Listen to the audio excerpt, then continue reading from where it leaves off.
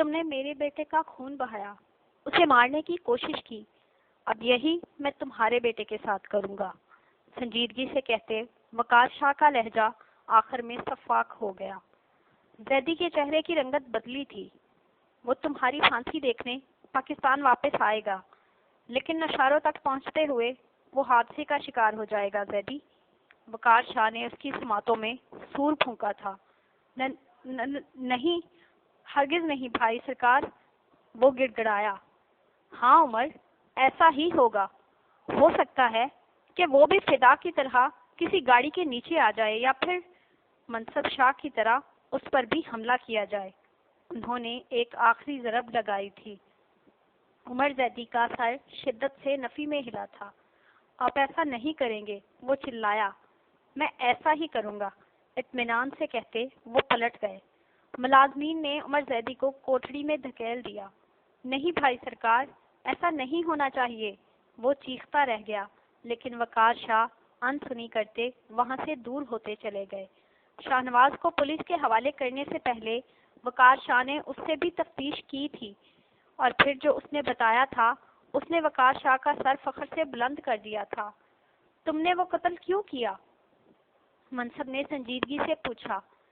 میں مرشد سائیں کا غلام ہوں، وہ جو کہتے ہیں وہی کرتا ہوں، شاہنواز افندی نے بے بسی سے کہا۔ تو اگر میں اپنی گن کی ساری گولیاں تمہارے بیٹے کے سینے میں اتار دوں تو کیا تمہارا مرشد سائیں مجھے روک لے گا افندی؟ اس کے بیٹے کے بے ہوش وجود پر ریوالور تانتے ہوئے منصب نے اس سے مزید پوچھا تھا، جو منصب کے آدمیوں کے شکنجے میں پھڑپڑا رہا تھا۔ وہ معصوم ہے سرکار، اسے میرے گناہوں کا علم نہیں، اسے بخش دیجئے۔ اپنے 13 سالہ بیٹے کی جانب دیکھتے ہوئے شاہنواز افندی مدھم آواز میں گڑ گڑایا تھا۔ جب انسان خود صاحب اولاد ہو تو اسے جانور کی اولاد چھینتے ہوئے بھی تکلیف ہوتی ہے افندی، لیکن تم کس قسم کے جانور ہو؟ منصب دھیمی آواز میں اس پر گرایا۔ میں بتا چکا ہوں، لیکن اگر آپ میری زبان بھی کاٹ دیں تو میں ان کے خلاف بیان نہیں دوں گا، شاہنواز افندی نے خود کو سنبھالتے ہوئے کہا۔ میں تمہاری زبان نہیں کاٹوں گا، میں تمہارے بیٹے کو مار دوں گا، خون کا بدلہ خون، منصب نے سخت لہجے میں کہتے ہوئے ٹریگر پر انگلی رکھ دی۔ نہیں، ایسا مت کریں، وہ گھٹنے زمین پر ٹیکتے ہوئے بولا۔ میں ایسا کیوں نہ کروں؟ کون روکے گا مجھے افندی؟ بتاؤ مجھے، دو کسی طاقتور کا حوالہ جو مجھے خوف زدہ کر سکے، ورنہ آج تمہارا بیٹا میرے ہاتھوں سے مرے گا۔ اسے دیکھتے ہوئے منصب پکارا۔ اللہ سے ڈرے سرکار، اس سے بڑھ کر زور آور کوئی نہیں، آپ کو اللہ کا واسطہ ہے رک جائیں، شاہنواز افندی چیخا۔ اللہ سے ڈر جاؤں میں؟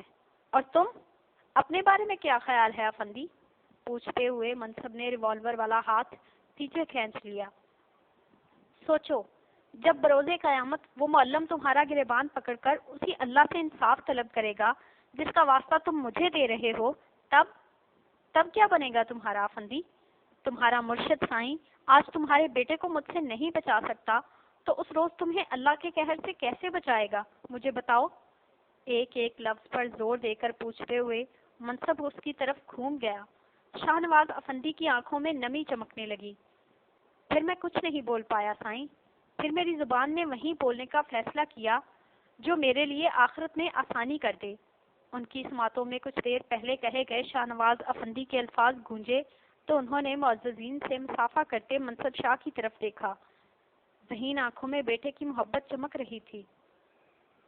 اللہ شاہ سرکار کی عمر دراز کرے شاہ سائیں، انہوں نے تو میرا دل، میری سوچ، میری زندگی ہی بدل دی۔ جیل جاتے ہوئے بھی وہ شخص خوش تھا، مطمئن تھا، یوں جیسے اسے آزادی مل رہی ہو، اور شاید اس کی خوشی جائز بھی تھی۔ وہ مرشد پرستی سے آزاد ہی تو ہو گیا تھا۔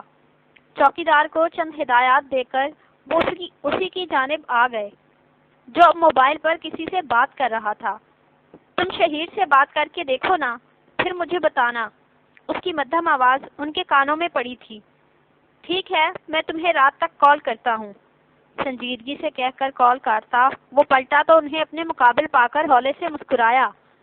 دیکھیے بابا، آج میں سرخرو ہو گیا ہوں، ان کی طرف دیکھتا وہ پرسکون لہجے میں گویا ہوا۔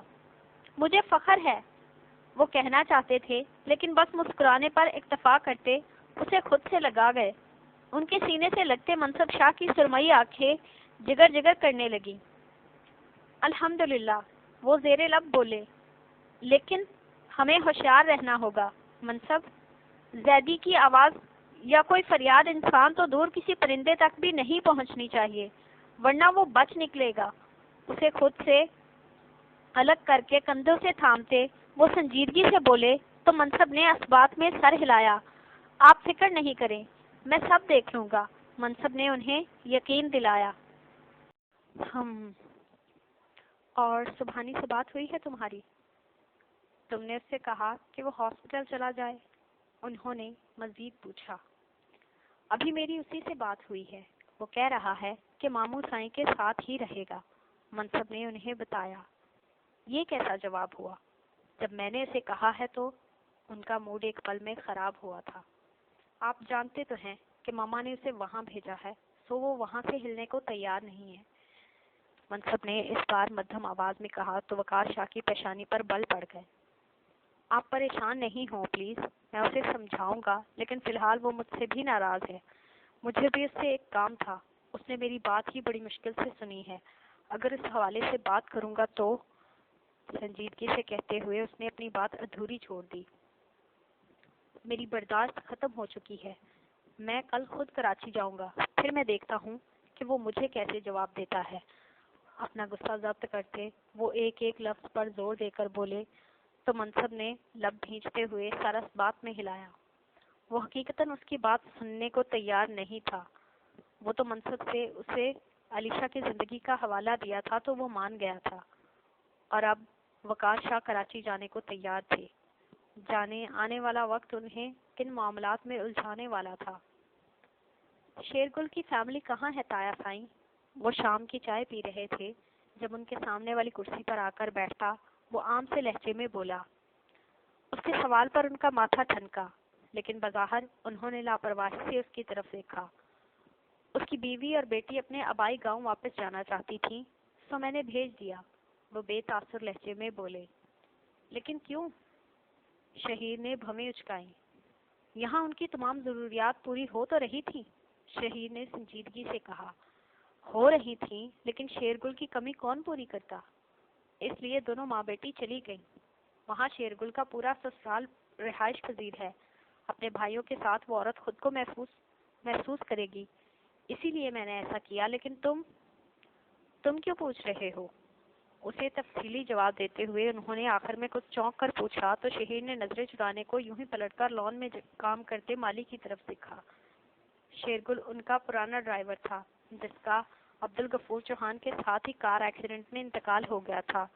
شانتل نے اس سے یہی کہا تھا کہ اس ڈرائیور کے لواحقین سے مل کر معاملے کی تہہ تک پہنچنے کی کوشش کرے، لیکن بے سود۔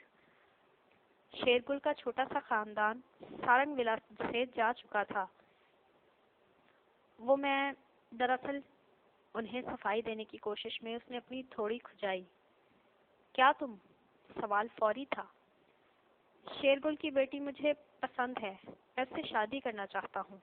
وہ لڑکی جسے اس نے شاید ایک بار بھی ٹھیک سے نہیں دیکھا تھا، اس کے بارے میں ایسی بات کرتے ہوئے اسے خود پر حیرت ہوئی تھی، لیکن فی الحال اس کے پاس اس سے بہتر کوئی جواب نہیں تھا، جبکہ اس کے جواب پر وہ حیرت سے اس کی جانب دیکھنے پر مجبور ہوئے تھے۔ دماغ تو خراب نہیں ہو گیا تمہارا؟ وہ لڑکی تمہارے لیے کسی بھی طرح موزوں نہیں ہے، وہ ایک ایک لفظ پر زور دے کر بولے۔ لیکن مجھے وہ پسند ہے، کہتے ہوئے اس نے لہجے کو مضبوط بنایا۔ عبدالعزیز چوہان جو کچھ دیر قبل شک میں مبتلا ہوئے تھے، یہاں معاملہ الٹ دیکھ کر اس کی طرف سے پریشان ہو گئے۔ تم دونوں بہن بھائی نے قسم کھا رکھی ہے کہ مجھے پریشان کرنا ہے شہیر؟ کہہ رہا ہوں نا کہ یہ مناسب نہیں ہے تو بس۔ ہاتھ میں پکڑا چائے کا کپ میز پر پٹکتے وہ غصے سے بولے۔ میں بھی کہہ چکا ہوں تایا سائیں، مجھے وہ لڑکی پسند ہے اور بس۔ جو بات اس نے مجبوری میں شروع کی تھی وہ اب شیرگل کے لواحقین تک پہنچنے کے لیے ضروری نظر آ رہی تھی۔ یہ ناممکن ہے، بے لچک انداز میں کہتے وہ اٹھ کھڑے ہوئے۔ اگر آپ نہیں جائیں گے تو ٹھیک ہے، میں خود اس کے آبائی گاؤں جا کر اس کا اپنے لیے ہاتھ مانگوں گا۔ وہ بھی ان کے مقابل کھڑا ہو گیا، لہجے میں مضبوطی اور آنکھوں میں اطمینان تھا۔ ٹھیک ہے، پھر میں تمہیں اس جائیداد سے آگ کر دوں گا۔ اس پر ہاتھ باندھتے ہوئے وہ سرد لہجے میں بولے۔ شہیر کو ان سے اس کورے جواب کی امید نہیں تھی۔ جو جائیداد میرے باپ کی ہے اس میں سے تو آپ تو کیا، اگر قبر میں سے آپ کا باپ بھی اٹھ کر آ جائے تو بھی مجھے آگ نہیں کر سکتا تایا سائیں۔ چہرے پر مسکراہٹ سجاتا وہ تند لہجے میں بولا تو غم و غصے سے چور ہوتے وہ اسے دیکھ کر رہ گئے۔ تو اب تم اس 2 ٹکے کی لڑکی کے لیے مجھے ذلیل کر رہے ہو شیر جوان؟ اپنے بیٹے کی موت کے بعد میں نے تمہیں ہی اپنی کل کائنات مان لیا اور تم…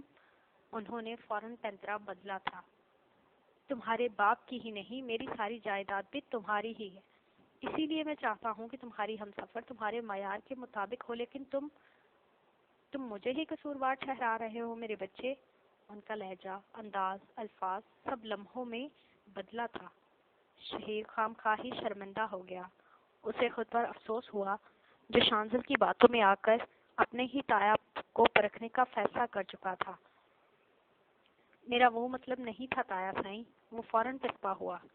تمہارا جو بھی مطلب تھا شہیر، لیکن اب اگر تم نے اس لڑکی کا ذکر بھی کیا تو میرا مرا ہوا منہ دیکھو گے۔ اسے ایک آخری دھچکا لگاتے وہ وہاں سے نکلتے چلے گئے، جبکہ پیچھے وہ گمسم سا وہیں کھڑا رہ گیا۔ عجیب دراہا تھا، ایک طرف علیشہ اور اس کی زندگی کا سوال تھا تو دوسری جانب باپ کی موت۔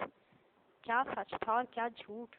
اس کی کھوج اسے خود لگانی تھی، لیکن کیسے؟ تبھی اس نے سبحانی کو وہاں آتے دیکھا تھا۔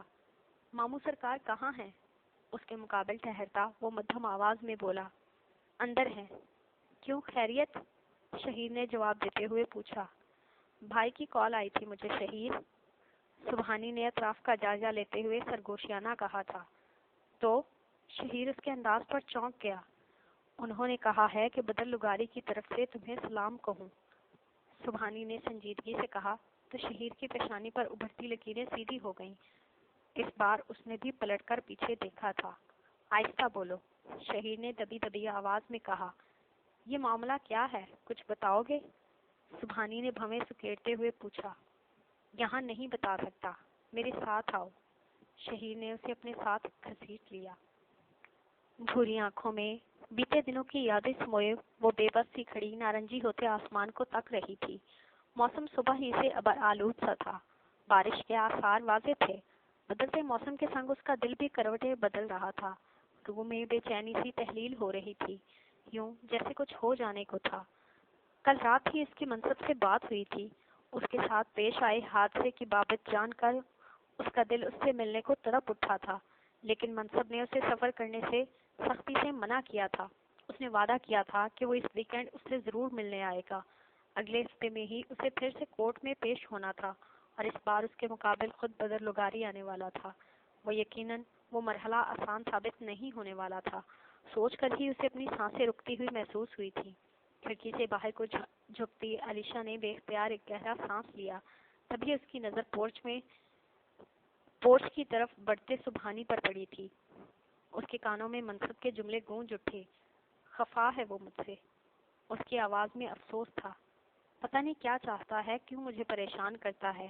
وہ صرف کہہ نہیں رہا تھا، اس کے لہجے سے بھی پریشانی چھلک رہی تھی۔ چہرے پر آتے بال کان کے پیچھے اڑیستی وہ پلٹی اور باہر کی جانب لپکی۔ مناسب قدم اٹھاتی وہ تقریباً 5 منٹ میں باہر پہنچی تھی، لیکن تب تک اس کی گاڑی گیٹ کراس کر چکی تھی۔ علیشہ کو افسوس سا ہوا۔ قدموں کی آہٹ پر وہ پلٹی۔ سامنے ہی شہیر کھڑا تھا۔ سبحانی کدھر گیا ہے شہری؟ اس نے استفسار کیا۔ مجھے نہیں پتا، اسے کوئی کام تھا شاید۔ کندھے اچکاتا وہ لاپرواہی سے بولا تو وہ منہ لٹکاتی واپس اپنے کمرے میں آ گئی۔ بیڈ پر اوندھے منہ لیٹتے ہوئے اس نے آنکھیں موند لی۔ اب جاؤ علیشے، بدر کی گزارش نے اسے آنکھیں کھولنے پر مجبور کر دیا تھا۔ لب بھینچتے ہوئے اس نے تکیے میں منہ دے لیا۔ تم دل فریب، تمہاری قربت دل فریب۔ وہ اس کے گرد اسم پھونک رہا تھا اور علیشہ کروٹ بدلتی علیشہ اس کی یاد سے ہارنے لگی۔ کیوں رہتے ہو میرے خیالوں میں بدر لغاری؟ کیوں؟ میں بھلا کیوں نہیں دیتی تمہیں؟ چھت کو گھونٹتی وہ بے بسی کے شدید احساس تلے بڑبڑائی۔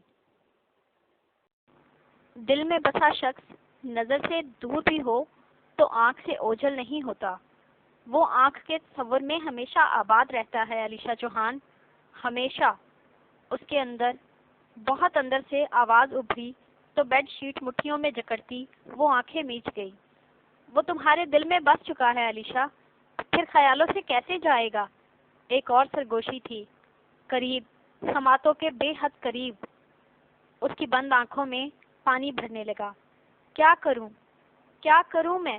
وہ اذیتوں میں گھرتی بہت آہستگی سے خود سے سوال کر رہی تھی۔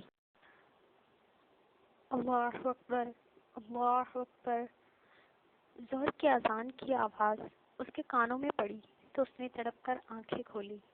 بغیر تاخیر کے وہ اٹھی اور دوپٹہ درست کرتی واش روم کی طرف بڑھی۔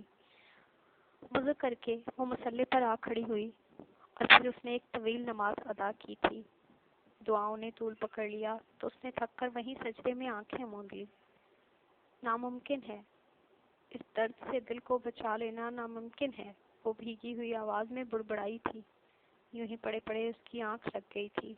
جب کھلی تو عصر کا وقت ہو چکا تھا۔ جائے نماز کا ایک کونا مروڑ کر وہ اٹھی۔ بدر کے ساتھ ساتھ سبحانی کا بھی خیال آیا تو ایک بار پھر وہ کمرے سے باہر نکلی۔ قریب سے گزرتی ملازمہ سے سبحانی کی بابت دریافت کیا تو معلوم ہوا کہ وہ ابھی تک واپس نہیں آیا۔ بھوک سے پیٹ میں اٹھتے مروڑوں پر ضبط کرتی وہ واپس کمرے میں آئی اور اس بار سبحانی کا نمبر ملا لیا۔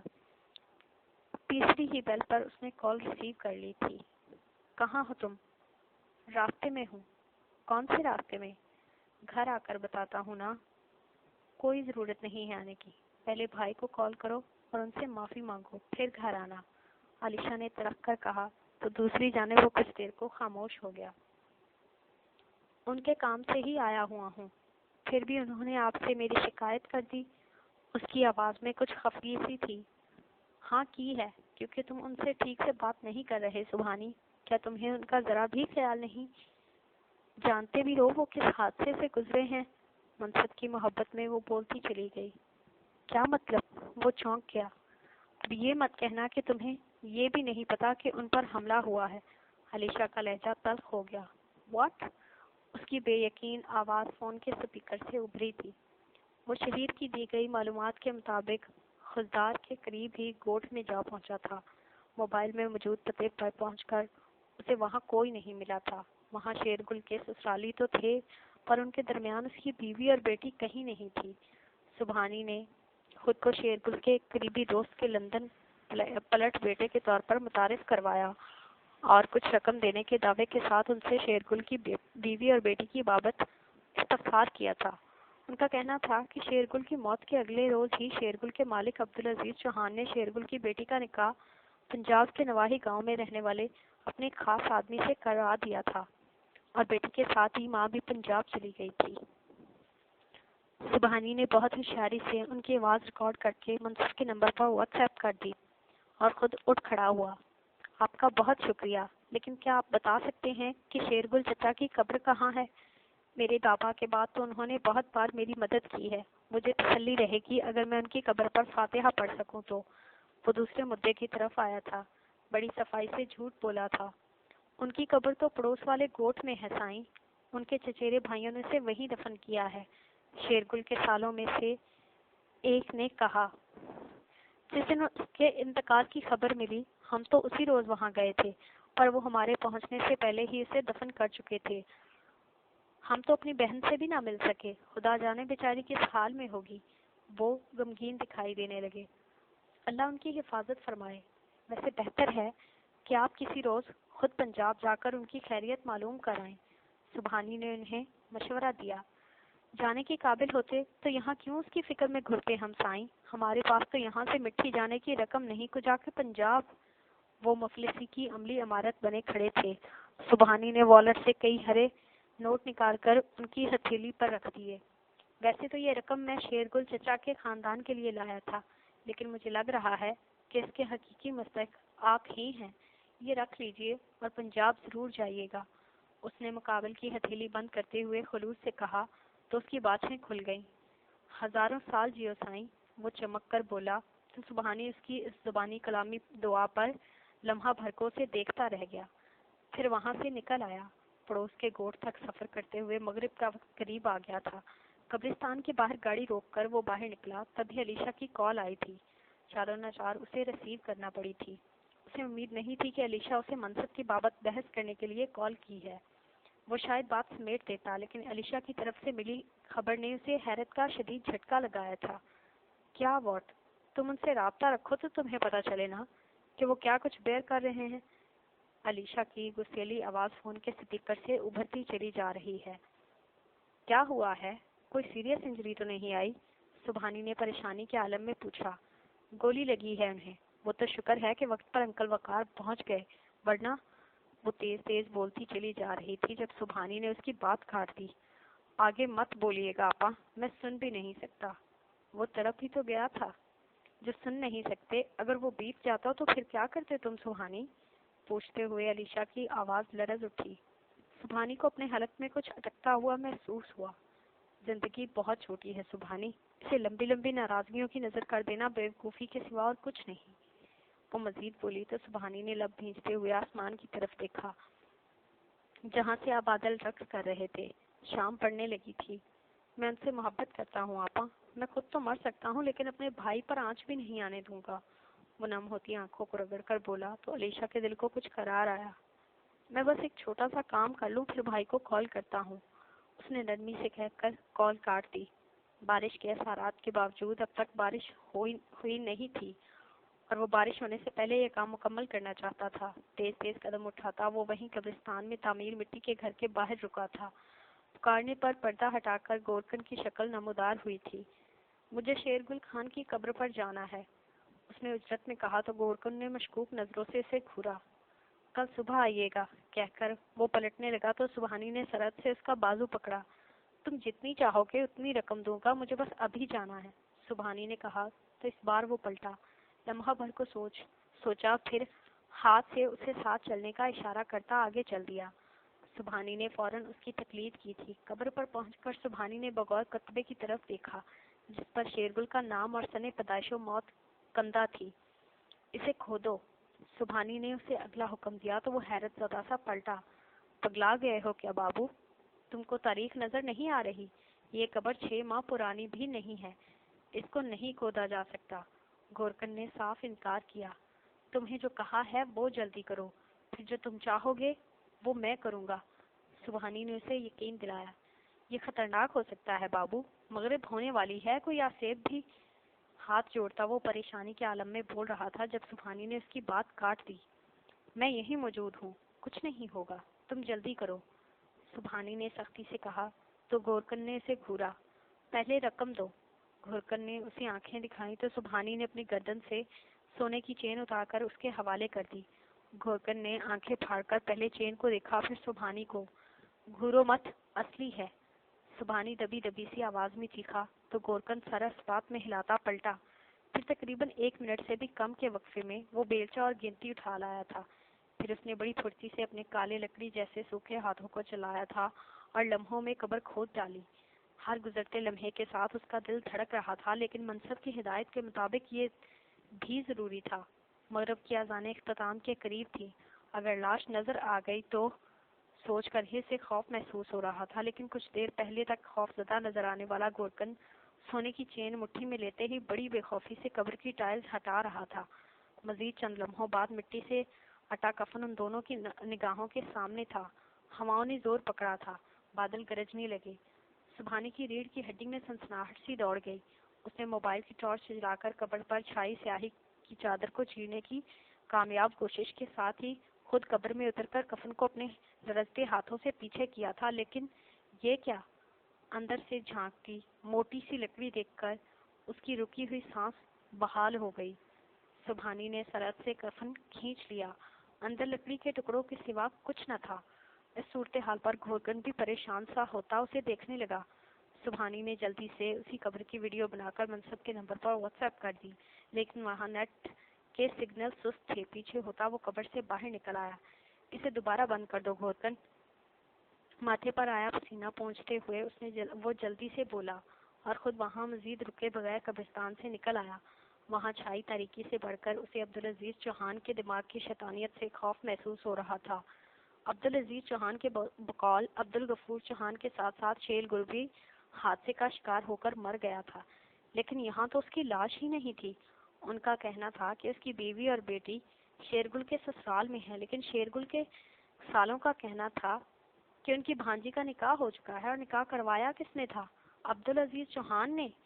سب کچھ گڑبڑ ہو رہا تھا، لیکن اس سب میں ایک بات واضح تھی، عبدالعزیز چوہان ہی اپنے بھائی کے قتل میں ملوث تھا۔